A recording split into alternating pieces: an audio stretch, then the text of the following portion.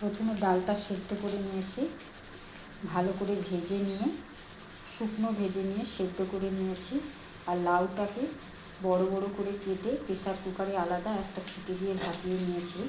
তারপর আমি কড়াইতে 5 ফোড়ন, শুকনো লঙ্কা, তেজপাতা আর আদা জিরে বাটা মশলা দিয়েছি, তার সঙ্গে হলুদ গুঁড়ো মিশিয়ে দিয়েছি, পরিমাণ মতো নুন। এবার আমি পুরো ভাজা ভাজা হয়েই গেছে। এবার আমি ডালটা ঢেলে দেবো আস্তে আস্তে।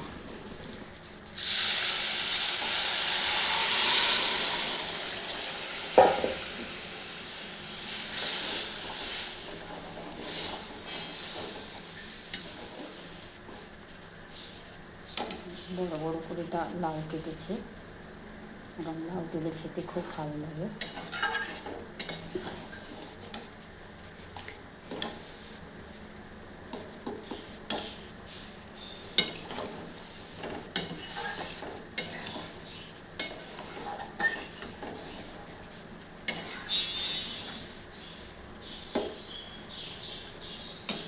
এবার অল্প 1 চিমটি চিনি দেব।